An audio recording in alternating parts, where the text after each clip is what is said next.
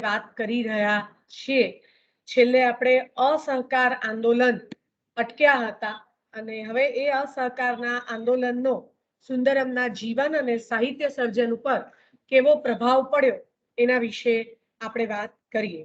બરાબર, આપણે જાણીએ છીએ કે સુંદરમનું જે મૂળ વતન હતું, એમનું જે જન્મસ્થાન ને એ બધું એ છે મિયામાતર ગામ, અને ત્યાં આગળ પણ આ અસહકારનું આંદોલન અને સ્વદેશીનું જે અભિયાન હતું એની અસર ત્યાં આગળ પણ જોવા મળે છે। જે દેશભરના નેતાઓ હતા એ ત્યાં આગળ દેશપ્રેમની લાગણી લોકોમાં જાગે તેવા ભાષણો પણ કરતા હતા। તો આ બધાની અસર જે છે એ તે વખતની પ્રજા ઉપર પણ ક્યાંક ને ક્યાંક પડી છે। બરાબર, અને એ આ આંદોલનોમાં ત્યાંની પ્રજા પણ છે જોડાય, અને શાળામાંથી સભા સરઘસમાં જોડાવા ન દેતા એવો આદેશ આપવામાં આવતો હતો। એટલે લીમડાના વચ્ચે ચોકમાં ઉભા રહીને દૂર ઉભા રહીને પણ ભાષણ સાંભળતા હતા। જોકે તે વખતે ઉંમર નાની હતી, 12 વર્ષની એમની વય હતી, એટલે બહુ ઝાઝી સમજ પડતી નહીં। પણ આમોદમાં જ્યારે સુંદરમ છે બાળ કિશોર વયના ત્રિભુવનદાસ એ જ્યારે છાત્રાલયમાં રહેતા હતા ત્યાં આગળ એ દિવસોમાં રાજ્ય અને રાષ્ટ્ર કક્ષાના નાના મોટા અતિથિ નેતાઓ, મહેમાનો તરીકે નેતાઓ આવતા અને ત્યાં રહેતા આમોદના એમના છાત્રાલયમાં। એટલે એમનું જે છાત્રાલય હતું એ દેશપ્રેમી અતિથિ નેતાઓનું જાણે કે કેન્દ્ર બની ગયું હતું। અને આ જ અરસામાં નાગપુર સત્યાગ્રહના પણ મંડાણ તે વખતે થઈ ચૂક્યા હતા, અને અમદાવાદની ગુજરાત વિદ્યાપીઠમાં આચાર્ય ગિદવાણી, ઇન્દુલાલ યાજ્ઞિક આ બધાના તીખા તમતમતા તેજાવી ભાષણો પણ તેમને નિર્દોષ ભાવે સાંભળ્યા હતા। મહાત્મા ગાંધી અને મહાદેવભાઈ દેસાઈ પણ આમોદમાં આવેલા અને જાહેર સભામાં તેઓએ આમ જનતાને, સામાન્ય જનતાને માર્ગદર્શન પણ આપ્યું હતું, અને એનું સ્પષ્ટ સ્મરણ આપણા આ લેખક ત્રિભુવનદાસ પુરુષોત્તમદાસ લુહારને છે એવું પણ એમણે નોંધ્યું છે।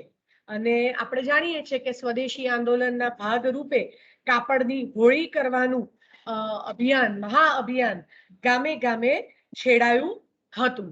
બરાબર, અને લેખક એના સંદર્ભે કહે છે કે મને બહુ પ્રિય એવી કાળી બેંગ્લોરી ટોપી કે જે કિંમતી હતી અને પ્રતિષ્ઠાનું પ્રતીક ગણાતી હતી તે આ હોળીમાં પધરાવી દીધી હતી। જો આવા નાના નાના પ્રસંગો યાદ રાખવાના, કારણ કે જ્યારે આપણે મોટો પ્રશ્ન લખીએ કે સુંદરમના જીવન અને સાહિત્યને ઘડનારા પરિબળો, તો મેં કીધું ને કે જ્યારે તમે એના સાહિત્યમાંથી પસાર થશો, કાવ્યો અને વાર્તાઓમાંથી, ત્યારે આ બધી અસર ત્યાં કેવી રીતે જોવા મળે છે એની સાથે તમે અનુસંધાન સાધી શકશો, એની સામે તમે કનેક્શન કરી શકશો। એટલે સ્વદેશી વસ્તુઓની હોળીમાં સુંદરમે પોતાની બહુ પ્રિય એવી કાળી બેંગ્લોરી ટોપી એમણે એની અંદર હોળીમાં પધરાવી દીધી હતી। બરાબર, અને આ જ આમોદના છાત્રાલયમાં જ્યારે સુંદરમ હતા ત્યારે પંડિત ઓમકારનાથે રાષ્ટ્રીય ગીત વંદે માતરમ ગાયું હતું, અને એ જે અપૂર્વ રીતે પંડિત ઓમકારનાથે ગાયું હતું એની યાદગીરી પણ સુંદરમના મનમાં છપાયેલી છે। એટલે આ બીજી વસ્તુ કે તે વખતના જે અંધ કવિ હતા, કવિ હંસ, એવું કહેવાય છે કે દેશપ્રેમ અને દેશભક્તિના શૌર્ય પ્રેરક વાણીમાં એ પોતાના સુંદર કંઠથી બુલંદ અવાજમાં ગાતા। તો એ અંધ કવિ હંસનું પણ એમને દર્શન, એટલે એમને પણ એમણે જોયેલા છે એનો ઉલ્લેખ પણ સુંદરમ છે કરે છે। પછી કવિ હંસની રાષ્ટ્રીય ભક્તિની ભાવના થી પણ સુંદરમ જે છે એ પ્રેરિત છે, અને એમનું જે ગીત હતું તે વખતે ટોપી વાળાના ટોળા ઉતર્યા, તો આનો પ્રભાવ પણ એ જનમેદની ઉપર, તે વખતની પ્રજા ઉપર પડેલો જોવા મળતો હતો, અને લોકોના મનમાં એક પ્રકારનું થ્રિલ, આપણે જેને કહીએ ને રોમાંચ, આ અંધ કવિ હંસની વાત છે, તો એ થ્રિલ લોકોના મનમાં પેદા થતું ને એમાંથી સુંદરમ પણ બાકાત રહ્યા નથી। એટલે એ બધી અસર પણ સુંદરમ ઉપર પડે છે, અને એમણે કવિ હંસના મુખેથી આ ટોપી વાળાના ટોળા ગીત જે બુલંદ અવાજમાં એમનું સાંભળ્યું હતું અને એના પડઘા ઝીલવા પણ સુંદરમ છે કોઈની પાસેથી ખાદીના કપડા માંગી લાવી પહેરી અને સભામાં ગયા હતા. તો એ યુવા સુંદરમ કિશોર અને યુવાવસ્થાની જે આખી એમની ઉંમર હતી ત્યારે આ પ્રભાવ પણ સુંદરમ પણ પડેલો જોવા મળે છે. તો એ જે અસહકાર આંદોલન જે છે એ સમયગાળાનો આખો પ્રભાવ આ રીતે સુંદરમ ઉપર આપણને જોવા મળે છે. પછી સુંદરમ આપણે જાણીએ છીએ, વાત કરીએ પ્રમાણે વધુ અભ્યાસ માટે હવે આમોદની શાળા છોડી અને ભરૂચ ગયા હતા. અને આમ તો એ છોટુભાઈ પુરાણી આમ તો વ્યાયામવિદ તરીકે ઓળખાય, હે ને પ્રવીણભાઈ? હા. તો છોટુભાઈ પુરાણીની પ્રેરણા એમને આ ભરૂચની શાળામાં દાખલ થવા માટે એમને મળી હતી. એટલે તે વખતે પુરાણી બંધુઓ તરીકે ઓળખાતા અને બંને ભાઈઓ, બે પુરાણી ભાઈઓ, એક છોટુભાઈ પુરાણી ને એમના ભાઈ, એ લોકો વ્યાયામ પ્રવૃત્તિ સાથે, જેને આપણે કસરત કહીએ, વ્યાયામ પ્રવૃત્તિ સાથે સંકળાયેલા હતા. અને એમાંના એક છોટુભાઈ પુરાણી એમણે સુંદરમને આ ભરૂચની શાળામાં જવા માટે પ્રેરણા આપી હતી. અને એ બંને પુરાણી બંધુઓનું એવું એક સપનું હતું કે ગુજરાતનું જે યુવાધન છે એ શારીરિક રીતે પણ સશક્ત અને કસાયેલા બને, એટલે કે મજબૂત બને, તો જ જે આખી અંગ્રેજો સામેની ચળવળ હતી એમાં એ લોકો મજબૂત રીતે ઉભા રહી શકે. તો એવું પણ એ પુરાણી બંધુઓનું સપનું હતું અને એ લોકો આ વ્યાયામ શાળા જે છે એ ચલાવતા હતા. અને ગુજરાતમાં મોટાભાગના સ્થળોએ ફરીને તેમણે યુવાનોને વ્યાયામનું મહત્વ સમજાવવાનું અને સુદૃઢ શરીર માટે કસરત જરૂરી હોવાને કારણે એ લોકોએ અખાડા પ્રવૃત્તિ પણ શરૂ કરી હતી. આજે પણ અમદાવાદમાં અહીંયા પ્રીતમનગર અખાડો કહેવાય છે.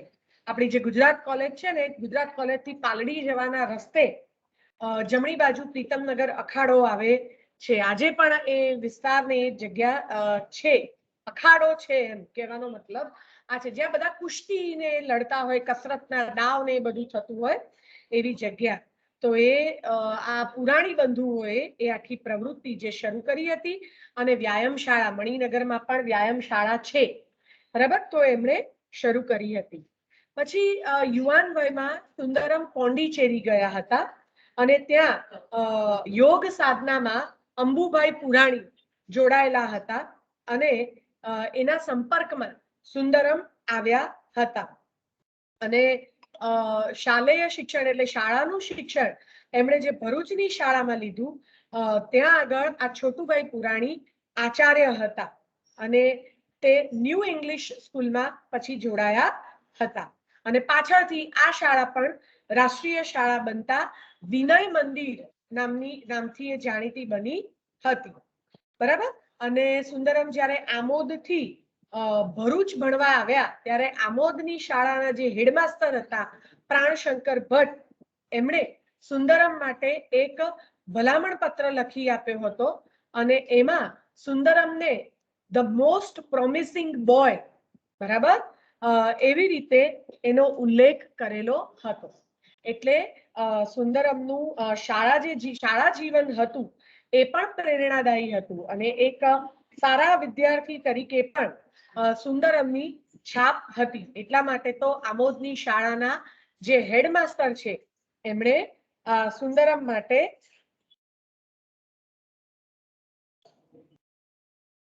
ધ મોસ્ટ પ્રોમિસિંગ બોય એટલે કે નામના કાઢે એવો, બરાબર, નામ કરે, આપણે નામ રોશન કરે એવો આશાવાદી છોકરો તરીકે એનો ઉલ્લેખ કરેલો હતો. પછી ભરૂચના અભ્યાસ દરમિયાન જે શિક્ષકો પાસે સુંદરમને અભ્યાસ કરવાનું મળ્યું, બરાબર, એનો ઉલ્લેખ પણ બહુ રસપ્રદ રીતે સુંદરમ પોતે પણ કરે છે. સુંદરમ પોતે જ કહે છે કે અમે વિદ્યાર્થીઓ નીચે ભોંય પર નાના ઢાળિયા પાસે બેઠેલા હોઈએ અને એમની હરતી ફરતી આકૃતિ અંગ્રેજો સામે પ્રચંડ ઉદ્ગારો કાઢતી હોય. છોટુભાઈ પુરાણીનો આખો એ વેશ કેવો હતો, પહેરવેશ કેવો હતો, એનું પણ વર્ણન છે. છોટુભાઈ પુરાણી લાંબા જબ્બાના પહેરવેશમાં આકર્ષક વ્યક્તિત્વ ધરાવનાર દેશભક્ત લાગતા હતા. છોટુભાઈ પુરાણી કોણ? તો એ ભરૂચની જે શાળામાં સુંદરમ ભણવા ગયા હતા એના આચાર્ય, બરાબર, અને વ્યાયામ શાળા શરૂ કરનાર. તો એવી જ રીતે ગુજરાત વિદ્યાપીઠમાંથી પણ તાજા સ્નાતક થઈને તે વખતે ભરૂચની શાળામાં જોડાયા હતા શિક્ષક ગિરધરલાલ શેઠ, જેઓ ગણિત ભણાવતા. આ ગિરધરલાલ શેઠ ગુજરાત વિદ્યાપીઠમાંથી ગ્રેજ્યુએટ થઈ અને ભરૂચની શાળામાં ગણિત ભણાવવા માટે જોડાયા હતા, એટલે કે સુંદરમના શિક્ષક તરીકે આવ્યા હતા. પછી એ સિવાય એમને ગુજરાતીના એમના શિક્ષક, જે પાછળથી બહુ વિદ્વાન વિવેચક બન્યા હતા, વિશ્વનાથ ભટ્ટ, બરાબર, એટલે ગુજરાતી સાહિત્યના બહુ મોટા એવા વિવેચક અને સુંદરમના ભરૂચની શાળામાં ગુજરાતીના શિક્ષક. તમે જુઓ કે શિક્ષકો જ કેટલા ઉત્તમ કક્ષાના છે, તો સ્વાભાવિક રીતે એમની નીચે ભણેલા વિદ્યાર્થીઓ આટલા ઉચ્ચ કક્ષાના થવાના જ છે. તો એ જે પોતાના શિક્ષકો અને એમની જે શિક્ષણ પદ્ધતિ હતી એના વિશે પણ સુંદરમ શું લખે છે, ખાસ કરીને વિશ્વનાથ ભટ્ટના સંદર્ભમાં, કે તેઓ વર્ગમાં આવીને સીધા શિક્ષકના બાજટ પર બેસે અને એમનું સ્થિર મસ્તક માંડ ડાબું કે જમણું ફરે, સ્મિત પણ ભાગ્યે જ દેખા દે, એટલે આમ ના, બરાબર, એવા અર્થની આખી વાત છે. એક ધારા શાંત અવાજે ભણાવ્યા કરે, એટલે આમ આમ આમ હલનચલન કઈ નહીં, એમ એક, જેને આપણે અંગ્રેજીમાં સ્ટેડીનેસ કહીએ, બરાબર, તો શાંત અવાજે તે ભણાવીએ જાય. ને તેમના માર્ગદર્શનમાં સુંદરમ જે છે એમણે કવિ બોટાદકરનો, જે પંડિત યુગના કવિ છે, બરાબર, નિર્જનેણી કાવ્ય સંગ્રહ, પછી રણજીત કૃતિ સંગ્રહ તથા સાઠીના સાહિત્યનું દિગ્દર્શન વગેરે પુસ્તકોનો પણ અભ્યાસ કર્યો હતો. કોના સાનિધ્યમાં રહીને? પોતાના ગુજરાતીના શિક્ષક વિશ્વનાથ ભટ્ટના સાનિધ્યમાં રહીને, બરાબર. એમણે જ અમદાવાદમાં લેવાતી ગુજરાતી સાહિત્યની એક પરીક્ષા માટે સુંદરમને તૈયાર કર્યા વિશ્વનાથ ભટ્ટે, જેના પરિણામે તે સમયના સાહિત્ય સભાના જે પ્રમુખ હતા, બરાબર, કોણ? રમણભાઈ નીલકંઠ, એના હસ્તાક્ષર વાળું પ્રમાણપત્ર, સર્ટિફિકેટ સુંદરમને મળ્યું હતું. આ બધી નાની નાની ઘટનાઓ યાદ રાખવાની છે, બરાબર, બે ત્રણ કારણસર. એક તો આપણે કારણ કે ભાષાના સાહિત્યના વિદ્યાર્થી છીએ, સુંદરમ આપણી ભાષાના દિગ્ગજ સર્જક છે, એટલે એમના જીવન વિશે આપણને માહિતી હોય એનાથી રૂડું કાંઈ નહીં. બીજી વસ્તુ, પરીક્ષાલક્ષી વાત કરીએ તો એમસીક્યુમાં ટૂંકા પ્રશ્નોમાં તમને આ કામ આવે. ત્રીજી વસ્તુ, જ્યારે આપણે એમના સાહિત્ય વિશે ભણીશું ત્યારે આ બધા એમના ઘડતર પરિબળો છે, એટલે મેં કીધું એ પ્રમાણે આપણે અનુસંધાન સાધી શકીએ. અને ત્રીજી વસ્તુ, કાલ ઉઠીને તમે પણ જો કોઈ શિક્ષક અધ્યાપક થાવ તો આ બધી માહિતી, આ ઘટનાઓ વિશે તમને ખબર હોવી જોઈએ, તો તમે તમારા વિદ્યાર્થીઓ સુધી પહોંચી શકશો, બરાબર. એટલે આ બધું આપણે નાનું નાનું યાદ રાખવાનું. અને ભરૂચની શાળાનું જે એક વર્ષ હતું એ આ ત્રિભુવનદાસ લુહાર સુંદરમ માટે બહુ મહત્વનું બની ગયું, અને અહીંથી જ એમણે ગુજરાત વિદ્યાપીઠની માન્ય એવી વિનીત પરીક્ષા, જે મેટ્રિક્યુલેશન, એટલે મેટ્રિક આપણે જેને અત્યારે એસએસસી કહીએ છીએ, બરાબર, એની સમકક્ષ ગણાતી હતી, તે પાસ કરી હતી. અને એ શાળામાંથી આખી વિદ્યાપીઠમાં વિનીત પરીક્ષામાં સૌથી વધુ ગુણ મેળવનાર વિદ્યાર્થી સુંદરમ હતા, બરાબર. એટલે એમનું જે શાળાકીય શિક્ષણ હતું, એમનો અભ્યાસ હતો, એમાં પણ એ હોશિયાર હતા અને મહેનતુ હતા.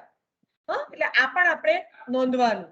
એટલે હવે આપણે ક્યાં આવીશું? એમણે કઈ સંસ્થા માટેની પરીક્ષા આખી પાસ કરી? ગુજરાત વિદ્યાપીઠ. આ ગુજરાત વિદ્યાપીઠ આપણને પરિસ્થિતિ સાનુકૂળ પડશે તો મેં તમને પ્રોમિસ કરેલું જ છે કે સપ્ટેમ્બર મહિનામાં આપણે શૈક્ષણિક મુલાકાત ગોઠવવાના છીએ. એમાં હું તમને ગુજરાત વિદ્યાપીઠની મુલાકાત પણ આ વખતે કરાવીશ. ત્યાં આપણા, તમને કદાચ યાદ હોય તો ગયા વખતે એક આપણે સુંદરમનું વ્યાખ્યાન રાખ્યું હતું, અને તેના જે ત્યાં આગળ પ્રોફેસર તરીકે છે સંજયભાઈ મકવાણા, તો એમની સાથે વાત કરીને આપણે ત્યાંની પણ મુલાકાત લઈશું, બરાબર.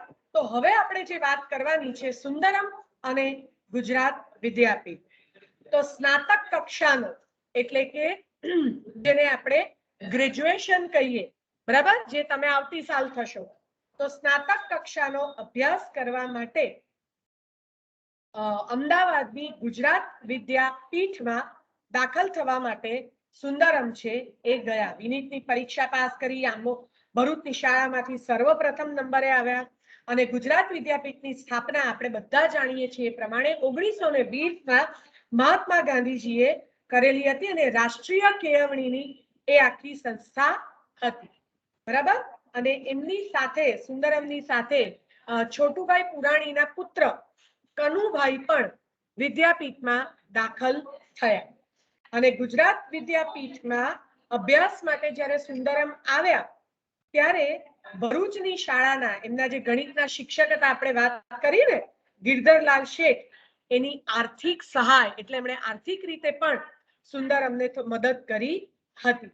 અને અહીંયા આગળ ઈસવીસન 1924 થી ઈસવીસન 1929 એમ કુલ 4 વર્ષ અભ્યાસ કરી ભાષા વિશારદ નામની સ્નાતકની પદવી સુંદરમ મેળવે છે, એટલે ગ્રેજ્યુએટ થાય છે. અત્યારે તમે બીએ જેમ કહેવાઓ છો, બરાબર, એમાં ભાષા વિશારદ, આમ તો બીએ ઓનર્સ તરીકે એને ઓળખવામાં આવે, બરાબર. તો એવી ભાષા વિશારદની એમને પદવી મળી, એટલે અત્યારની ભાષામાં કહું તો એ ગ્રેજ્યુએટ થયા અને વિદ્યાપીઠ 4 વર્ષ એ ભણ્યા અને આ 4 વર્ષો એમના સાચા અર્થમાં જીવન ઘડતરના વર્ષો બની રહ્યા.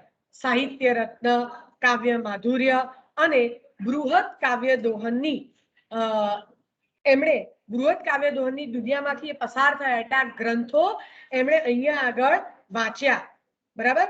અંગ્રેજી શાળામાં આ બધા ગ્રંથો વાંચ્યા હતા એટલે એ બધું પરિચય એમને થયું હતું અને અહીંયા આગળ તો કાવ્ય સમુચ્ચય એમાંથી એ આખા પસાર થયા એટલે સંસ્કૃતનું અધ્યયન પણ એમણે અહીંયા વિશાળ પ્રમાણમાં કર્યું, બરાબર. અને અંગ્રેજી કવિતાનું પણ એમણે અહીંયા વિશાળ પ્રમાણમાં વાચન પણ કર્યું અને ચોસર થી માંડીને શેક્સપિયર, મિલ્ટન, કિટ્સ, શેલી, ટેનિસન વગેરેની જે પડે છે અને વિશિષ્ટ રીતે શ્રી અરવિંદનું મહાકાવ્ય સાવિત્રી, બરાબર, એ સાવિત્રીનું વાચન તો સુંદરમ માટે એક અનન્ય અનુભવ બનીને રહી ગયું અને કહે છે એ પ્રમાણે કે શ્રી અરવિંદના મહાકાવ્ય સાવિત્રીનું અનંત ગગનોમાં પહોંચાડતું સ્વર્ગારોહણ અમૂર્ત અનંતમાંનું મહા ઉડ્ડયન બની રહ્યું, બરાબર. એટલે આ યાદ રાખવાનું. પછી વિદ્યાપીઠમાં જ્યારે આવ્યા ત્યારે સુંદરમે કનૈયાલાલ મુનશીની સાહિત્ય સૃષ્ટિનો રસપૂર્વક એમણે આખો પરિચય કર્યો અને એમણે એ સંદર્ભે લખ્યું છે કે એમની સર્જકતા, પ્રાસાદિકતા અને મોહકતા અનન્ય હતા. આ કનૈયાલાલ મુનશી વિશે સુંદરમે રચ્યું છે, બરાબર. એમણે એમ પણ નોંધ્યું પછી ટોલ્સ્ટોય, દોસ્તોયેવસ્કી, પુશ્કિન, ગોગોલ જેવા રશિયન વાર્તાકારો, વિક્ટર યુગો, રોમારોલા વગેરે ફ્રેન્ચ સાહિત્યકારો, આ બધાને પણ તેમણે વાંચ્યા. તમારે લોકોએ પણ વાંચવા જોઈએ. આ બધા બહુ અદ્ભુત સાહિત્યકારો છે, વૈશ્વિક સાહિત્યમાં બહુ મોટું નામ ધરાવનારા આ બધા. થોડું તમારે હવે વાંચવું જોઈએ. તમારામાંથી ઘણા બધા અંગ્રેજીના પણ વિદ્યાર્થીઓ છે, પરીક્ષામાં આવે છે એ બધું ભણી કરી ગોખી કરીને પાસ થઈ જવાનું એવું નહીં રાખવાનું. હવે તમે નાના નથી, વાંચન તો કરવું જ જોઈએ. અત્યાર સુધી તો કેટલું એ વાંચી લીધેલું હોવું જોઈએ. તો અને એ સિવાય ગુજરાતી કવિતામાં તેમણે નાનાલાલ અને બળવંતરાય ઠાકોર દ્વારા એમણે ગુજરાતી કવિતાનો આખો વિશેષ પરિચય કર્યો. ગુજરાતી, સંસ્કૃત, અંગ્રેજી આ બધા નાટકો તેઓ પૂરતા રસથી વાંચતા હતા, બરાબર. શ્રેય સાધક વર્ગના મુખપત્ર મહાકાલ, એટલે તે વખતે શ્રેય સાધક નામનો એક આખો વર્ગ હતો, એનું મુખપત્ર એટલે તમે સામાયિક જેવું, ચોપાનિયા જેવું કહી શકો, એનું નામ હતું મહાકાલ. તો એની બધી ફાઇલો, એટલે જેટલા બધા અંકો એની બધી ફાઇલો કરેલી હતી, બધું જ એમણે વાંચી નાખ્યું હતું. કારણ કે જો આટલું વાંચન હોય તો જ તમે ઉચ્ચ કક્ષાના સર્જક થઈ શકો. આપણે અત્યારે કવિતા લખવા બેસીએ તો જોડકણા જેવા પ્રાસો મેળવીને બીજો વિચારીને ત્રીજો શબ્દ યાદ ના આવે. એટલે તમારે જો આવતા વર્ષે તમે આવશો, તમને જ્યારે કાવ્ય હેતુ, કાવ્ય કયા આધારે જે રચના થતી હોય છે, બરાબર, તો એ અભ્યાસ, ઉત્તમ સર્જકનો અભ્યાસ પણ એટલો ઉત્તમ હોય ત્યારે તમે ઉત્તમતાની કક્ષાએ પહોંચી શકો છો. એટલે પછી જ્યારે એમણે વિસાપુર તથા સાબરમતી જેલમાં જ્યારે એમને કારાવાસ મળ્યો હતો ત્યારે એમણે Paradise Lost, Divine Comedy, Ramayana, Mahabharata, Ramayana એટલે તુલસીદાસ કૃત પણ અને ગિરધર કૃત પણ, રામાયણ, કાર્લ માર્ક્સનું ધ કેપિટલ ઉપરાંત કાંત, નાનાલાલ, બકર ઠાકોરને પૂરેપૂરા એમણે વાંચી લીધા હતા. તો આટલું વિશાળ એમનું વાંચન હતું અને વિશાળ વાંચન એમના સાહિત્યમાં ક્યાં આપણને દેખાય છે. સાહિત્યની જેમની આટલી ઉત્તમ ગુણવત્તા છે એની પાછળ આટલું વિશાળ વાંચન પણ ક્યાંક ને ક્યાંક જવાબદાર છે. બરાબર છે. તો જે વિદ્યાપીઠના એમના 4 વર્ષો આ રીતે પણ મહત્વના રહ્યા અને પછીથી પણ એમણે પોતાનું વાંચનનો યજ્ઞ છે એ તો સતત એમણે ચાલુ જ રાખ્યો. આ વિદ્યાપીઠના એમના અભ્યાસ દરમિયાન બીજું પણ એક મહત્વની ઘટના એમના જીવનમાં બની. ઘટના કરતા પણ એમનો એક મહત્વનો અભ્યાસ કે જે એમના કાવ્યોને, કવિતાઓને પણ મજબૂત બનાવે છે. વિદ્યાપીઠના અધ્યયન કાળ દરમિયાન પદ્ય અને ગદ્ય એ બંનેનો ઘનિષ્ઠ પરિચય, ગાઢ પરિચય એમને થાય છે અને એમનામાં એ રસ અને આકર્ષણ બંને કરે છે. ગદ્ય એટલે જેને આપણે નિબંધ, નવલકથા, ટૂંકી વાર્તા, તો એ ગદ્ય વિશે વાત કરતા કહે છે કે મુંબઈથી આવતા ગુજરાતી સાપ્તાહિકમાં તેના પ્રકાશનોમાં દર વર્ષે અપાતી ઠક્કરજી નારાયણ વસંતજીની નવલકથાઓમાં ભાષાનું સંસ્કૃતમય સ્વરૂપ બહુ વિચિત્ર, બહુ પરિચિત બન્યું. ખાસ તો ચંદ્રકાંત ગ્રંથના 3 ભાગોએ બહારથી અને તેથી વિશેષ અંતરથી વધુ અસર કરી. એટલે કયા પુસ્તકોનો, કઈ કૃતિઓનો, કઈ રચનાઓનો એમના ઉપર પ્રભાવ પડ્યો છે, અસર કરી છે, એના વિશે પણ સુંદરમ વાત કરે છે. બરાબર. આપણે જે બધા સર્જકો, વૈશ્વિક સર્જકો જોયા, શ્રી અરવિંદનું સાવિત્રી, જે આખી સાવિત્રી વિશે વાત કરી, એમાં ચંદ્રકાંતના સંદર્ભમાં એ બધાનો એમના પર બહુ પ્રભાવ પડ્યો અને પદ્યમાં છંદ સાધનાના આરંભે વસંત તિલકા, શિખરિણી, મંદાક્રાંતા, ધ્રુત વિલંબી, લલિત, તોટક, ભુજંગી, શાર્દુલ વિક્રીડિત સુધીના છંદો દરેકની નીચે લઘુ ગુરુના ચિહ્ન લખી મૂળ સંસ્કૃત શ્લોકનો ગુજરાતી અનુવાદ વગેરે ગોઠવવા માંડ્યું. એટલે જો મૂળ સંસ્કૃત શ્લોકો હોય આ જુદા જુદા છંદોમાં, એ જ છંદને સાચવીને એમણે એનો ગુજરાતી અનુવાદ પણ કરવા માંડ્યો. એટલે આ પાકું પ્રેક્ટિસ, બરાબર, અભ્યાસ એમણે આ રીતે પણ કર્યો અને આ રીતે લગભગ 16 જેટલા શ્લોકો અને 7-8 છંદોની આપ તાલીમ મેળવી. જાતે ને જાતે એમણે ટ્રેનિંગ મેળવી. બરાબર છે. જાતે ને જાતે એ છંદ શીખ્યા આ રીતે. અને તે સમયે કવિ અને વિશેષ તો કવિતા શિક્ષક એટલે બળવંતરાય ઠાકોર જે હતા એ તે વખતે કવિતા શિક્ષક તરીકે પ્રચલિત હતા અને એમણે કયા છંદ વિશે વાત કરી, કયા છંદ આપ્યો છે તો કે પૃથ્વી છંદ. અને એમણે જે પૃથ્વી છંદનો જે પ્રયોગ કર્યો હતો એ પણ સુંદરમ માટે ધ્યાન આકર્ષક બની રહ્યો હતો. અને નવરંગપુરામાં એ જ્યાં રહેતા હતા ત્યાં એમના ઘરમાં મેડી ઉપર, ઉપરના માળે રાત્રિના સમયે પૃથ્વી છંદની આ રીતે સાધના કરતા પુષ્કળ એના માટેનો અભ્યાસ એ કરતા. એટલે લઘુ ગુરુના ચિહ્નો લખી અને એમણે છંદ પોતાની જાતે શીખ્યા હતા. તો આ એમને ઉત્તમ સર્જક થવાતું નથી. બરાબર છે. એની સાથે સાથે આ બધું જ મહત્વનું છે. તમારી મહેનત, તમારું વાંચન, બરાબર, તમારો અભ્યાસ, તમારા અનુભવોને ગ્રહણ કરવાની, જોવાની તમારી શક્તિ, કલ્પના શક્તિ, વૈચારિક શક્તિ, આ બધું જ એટલું મહત્વનું બને છે. બરાબર. તો આવા આ સુંદરમ લેખન કાર્ય તરફ ક્યારે વળે છે, કેવી રીતે વળે છે, તો એની થોડીક પ્રાથમિક વાત આપણે એના સંદર્ભે કરીએ. બરાબર. હજુ 10 મિનિટ છે એટલે થોડીક વાત આપણે કરી શકશું. તો ગુજરાત વિદ્યાપીઠમાં એ જ્યારે દાખલ થયા ત્યારે પહેલા જ વર્ષમાં, એમના ગુજરાત વિદ્યાપીઠના પહેલા જ વર્ષમાં સુંદરમે એક હસ્તલિખિત સામયિક મેગેઝિન હસ્તલિખિત એટલે હાથથી લખેલું, બરાબર? જે 4, 5, 6, 8, 10 પાના વાળું સામાયિક હશે હાથથી પોતે લખતા. અને શું નામ એનું?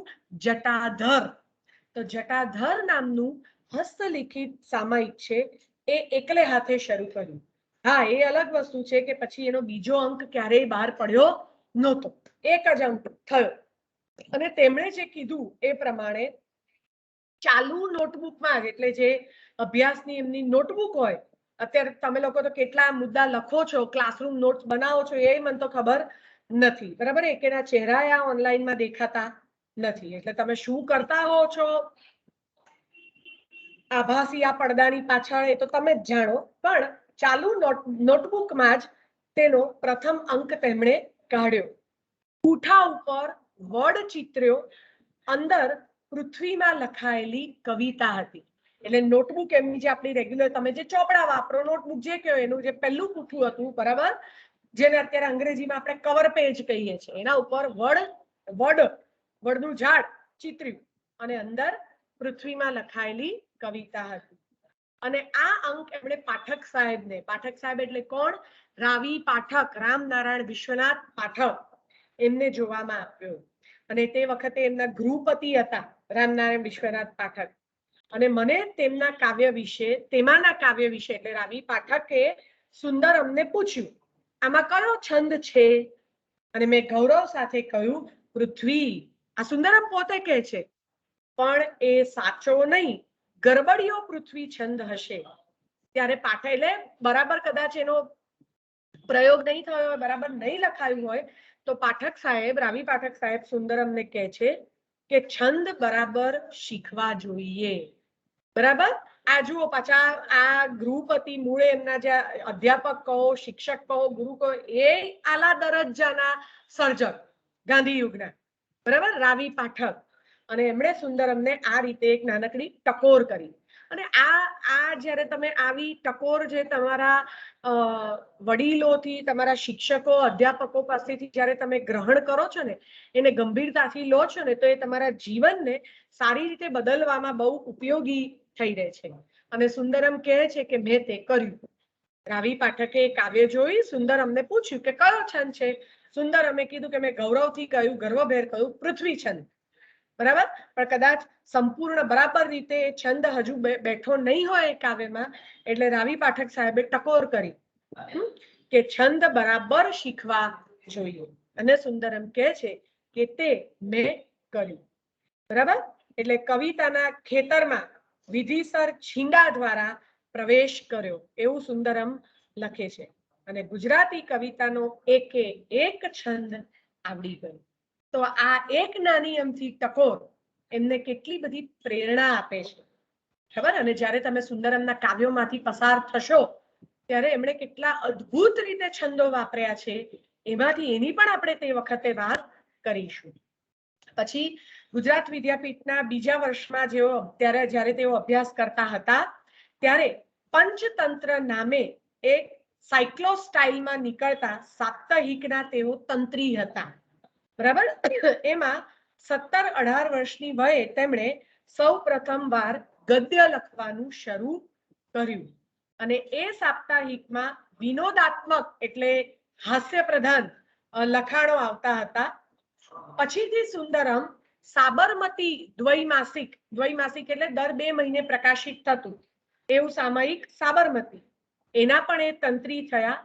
અને એ સાબરમતીમાં એમના કાવ્યો છપાવાના શરૂ થઈ ગયા હતા. અને ત્યાં સુધી સાબરમતીમાં મોટા ભાગે લેખો તેઓ પણ લખતા હતા. 1928માં ગુજરાતી ભાષામાં શ્રેષ્ઠ નિબંધ લખવા માટે તેમને અખિલ ભારતીય વિદ્યાર્થી પરિષદનો પુરસ્કાર પ્રાપ્ત થયો હતો. સંસ્કૃત અને અંગ્રેજી વિષય સાથે તેઓ બીજા વર્ગમાં, સેકન્ડ ક્લાસ, અત્યારે તો કોઈ ફર્સ્ટ ક્લાસના મહત્વ નથી રહ્યા, પણ તે વખતે સેકન્ડ ક્લાસ એટલે બહુ મોટો કહેવાય, બરાબર? અને બીજા વર્ગમાં ઉત્તીર્ણ થઈ ભાષા વિશારદ તરીકે તેઓ સ્નાતક થયા. અને એનું જે પદવીદાન સમારંભ, જેને આપણે કન્વોકેશન કહીએ છીએ, બરાબર, તો એ પદવીદાન સમારંભમાં જો આ બહુ સરસ નોંધપાત્ર ઘટના છે એ કોન્વોકેશન ફંક્શનમાં, જેમાં એ સ્નાતકની એમને પદવી ભાષા વિશારદની મળવાની હતી, એમાં સાબરમતીમાં જે એમનો જે ઉત્તમ લેખ છે એને ધ્યાનમાં રાખીને રાષ્ટ્રપિતા ગાંધીજી, મહાત્મા ગાંધીજીને હસ્તે, અને તે વખતે મહાત્મા ગાંધી ગુજરાત વિદ્યાપીઠના કુલપતિ પણ હતા, બરાબર, તો એમના હસ્તે તારા ગૌરી રૌપ્ય ચંદ્રક તેમને અર્પણ થયો હતો. આ ધ્યાન રાખજો ખાસ, બરાબર. એટલે જ્યારે એમને ભાષા વિશારદ તરીકેની પદવી મળવાની હતી ત્યારે એ પદવીદાન સમારંભમાં એમને સુંદરમને પોતાના ઉત્તમ લેખ માટે મહાત્મા ગાંધી તરફથી તારા ગૌરી રૌપ્ય ચંદ્રક પ્રાપ્ત થયો હતો. કેટલી મોટી ઘટના, બરાબર, જે જીવન બદલવા માટે પૂરતી છે. અને ગાંધીજીએ એ ચંદ્રક પહેરાવતી વખતે તેમને આશીર્વાદ આપ્યા હતા કે ગુજરાતી ગદ્યની તમારા હાથે ઉત્તમ સેવા થાવ, બરાબર. અને આ રીતે સુંદરમ ગુજરાતી સાહિત્યના ક્ષેત્રમાં ગદ્ય અને પદ્ય બંને ક્ષેત્રે એ ઉત્તમ સર્જન કરે છે અને પોતાની ઉત્તમ સર્જન શક્તિનું એ સબળ ઉદાહરણ પણ પૂરું પાડે છે. ઓકે, તો આ ઘટના પણ એટલી જ એમના જીવનમાં અગત્યની બની રહે છે. અને જ્યારે ગુજરાત વિદ્યાપીઠમાં ભણતા હતા, એમના જે અભ્યાસ વર્ષો હતા એ દરમિયાન તેમને અધ્યાપકો પણ ઉત્તમ મળ્યા હતા. કેવા કેવા અધ્યાપકો તમે જુઓ, આચાર્ય ગિદવાણી, જે.બી. કૃપલાની, કાકા સાહેબ કાલેલકર, રામચંદ્ર આઠવલે, હરિનારાયણ આચાર્ય, રસિકલાલ પરીખ, રામનારાયણ પાઠક, પંડિત સુખલાલજી, આ બધા અધ્યાપકોનો પણ એમને ગાઢ પરિચય સુંદરમને થયો હતો. અને કાકા સાહેબ કાલેલકરનું તો જે આખું વ્યક્તિત્વ હતું એનાથી પણ સુંદરમ પ્રભાવિત થયા હતા. અને કહે છે કે એમનું વ્યક્તિત્વ કેવું છે, આંતરિક સમૃદ્ધિ વાળું વ્યક્તિત્વ. તો પછી રસિકલાલ પરીખ અને પંડિત સુખલાલજી પાસે સુંદરમે છે સંસ્કૃત ભાષા અને સાહિત્યનો અભ્યાસ કર્યો હતો, બરાબર. અને રામનારાયણ પાઠક અને નરહરી પરીખ પાસે ગુજરાતીનો અભ્યાસ તેમણે કર્યો હતો. આ બધા જ એમના જીવનના બહુ મોંઘા એવા સ્મરણો છે, સંભારણા છે. અને સુંદરમ પોતે જ એનું વર્ણન કરે છે. હવે કાકા સાહેબ કાલેલકરની ગુજરાતી ઉચ્ચારો વાળી ગુજરાતી, એમાં જીલાતી ગુજરાતી કેમ, કાકા સાહેબ કાલેલકર મૂળે મહારાષ્ટ્રન હતા, બરાબર, પણ એમણે ગુજરાતીમાં એટલા ઉત્તમ નિબંધોને લખ્યા છે, સાહિત્ય સર્જન કર્યું છે, તો ગાંધીજી એમને સવાઈ ગુજરાતી તરીકે ઓળખાવ્યા છે, બરાબર. એટલે ગુજરાતી ઉચ્ચારો વાળી એમ કે છે સુંદરમ. અને ગુજરાતી, અને એમાં પણ છતાં રસાસ્વાદ તો થતો જ, અને એ સુંદરમને બહુ આકર્ષતી હતી. અને કાકા સાહેબના તો તેઓ અંતેવાસી એટલે બહુ નજીકના બનીને રહ્યા હતા, અને એનું એમને બહુ ગૌરવ હતું. બહુ ગૌરવથી કે હું કાકા સાહેબનો અંતેવાસી છું, એમનો નજીકનો છું, એનું એમને બહુ જ ગૌરવ હતું. અને આ જ ગુજરાત વિદ્યાપીઠમાં સુંદરમે આનંદ શંકર ધ્રુવને પણ જોયેલા હતા. ગાંધીજી તો મોટે ભાગે તે વખતે આશ્રમમાં રહેતા હતા, પરંતુ અવારનવાર વિદ્યાપીઠ આવતા અને રોકાતા, ત્યારે ગાંધીજીના વિચારોનો લાભ પણ સુંદરમને મળતો હતો, બરાબર. તો આ અધ્યાપકો, આવા ઉચ્ચ વ્યક્તિત્વો, આ બધાનો પ્રભાવ સુંદરમ ઉપર, સુંદરમના અંગત જીવન ઉપર, જાહેર જીવન ઉપર અને સુંદરમના સાહિત્ય ઉપર પણ પડેલો આપણને જોવા મળે છે. તો અધ્યાપકો, આ મહાનુભાવો, એ બધાની સાથે સાથે મિત્રો પણ સુંદરમના એવા ઉત્તમ કક્ષાના હતા. તો કયા મિત્રોનો કેવો પ્રભાવ સુંદરમ ઉપર પડ્યો છે, કે સુંદરમના મિત્રો કોણ હતા, અને સ્વાતંત્ર્ય સંગ્રામમાં સુંદરમ કઈ રીતે સંકળાયેલા હતા, એના વિશે આપણે વાત ચોક્કસ કરીશું, પણ આવતા ગુરુવારે, બરાબર. આવતા ગુરુવારે જ્યારે મારું લેક્ચર આવશે ત્યારે આ ભાગમાં આપણે આગળ વધીશું.